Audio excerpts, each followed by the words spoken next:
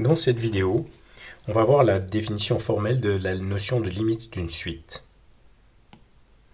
Je prends donc une suite de nombres réels.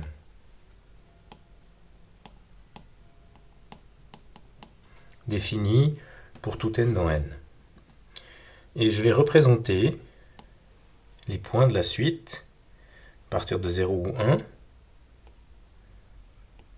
comme les points de la droite réelle. Et puis, ensuite, j'imagine qu'il y a une interruption. Et je représente une série de points qui sont plus loin.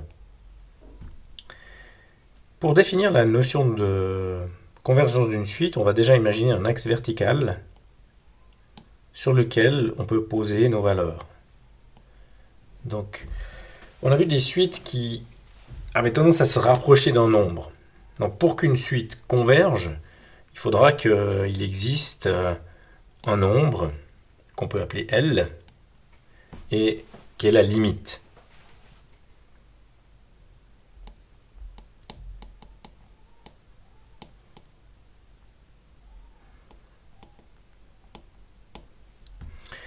Et puis, on va imaginer que on se donne une petite zone, un petit intervalle qui englobe notre limite L. Et pour pouvoir matérialiser ce petit intervalle, eh bien, on va choisir un nombre qui est positif. Et ce nombre-là, en fait, nous donne deux bornes autour de L.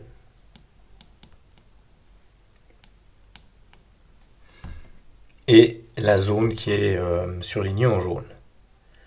Maintenant, on avait vu que notre suite, elle va prendre des valeurs.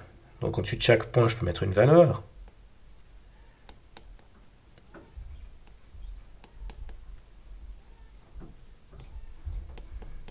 Par exemple, ici des valeurs qui peuvent même être négatives. Donc on peut tout à fait imaginer x3 qui est ici, x4 qui pourrait être bien plus haut là derrière, etc.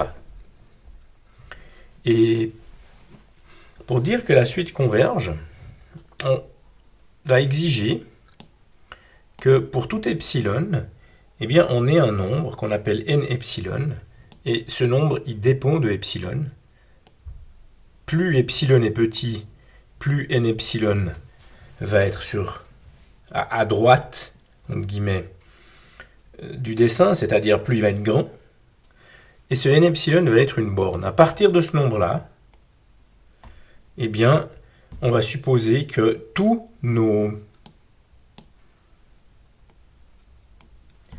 les valeurs de la suite vont être dans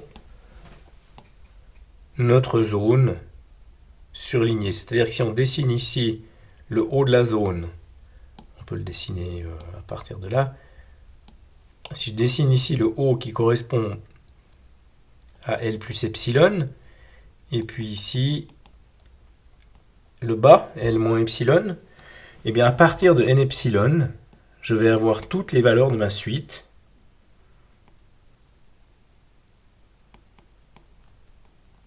Donc il y en a une qui correspond à x n epsilon, etc. Et toutes ces valeurs-là doivent être forcément epsilon proche de L, c'est-à-dire doivent être coincées entre le trait jaune du haut et le trait jaune du bas. Et si c'est vrai pour n'importe quel epsilon plus grand que 0, aussi petit qu'on veut, à ce moment-là, on va dire que la suite converge. Donc si ici j'ai xn qui est epsilon proche de L, si n est plus grand que n epsilon, et que c'est vrai pour tout n plus grand que n epsilon, quel que soit epsilon, à ce moment-là, ma suite converge. On va écrire cette définition.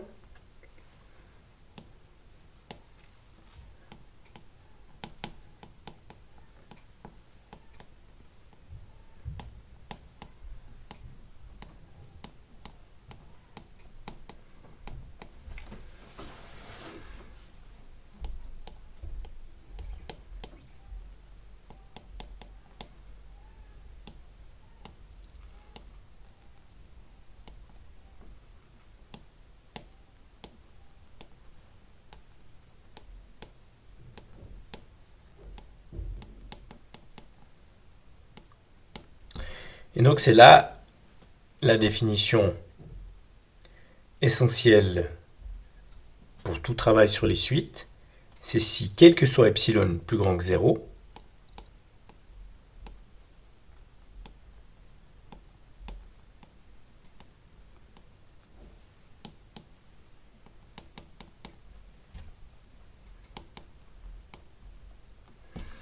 donc ici, ce symbole signifie pour tout, quel que soit, epsilon est un nombre réel, et puis le symbole qui est là veut dire il existe.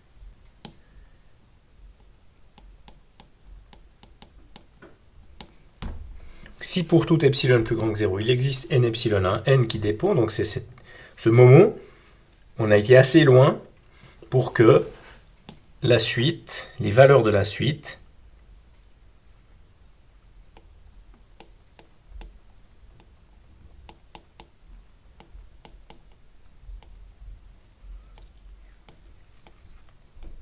soient epsilon proche de L. Et ça signifie que xn est dans l'intervalle. Ici, xn moins L plus petit que epsilon, ça signifie que xn est dans l'intervalle L plus epsilon, L moins epsilon. On peut le voir graphiquement. Donc je redessine cet intervalle.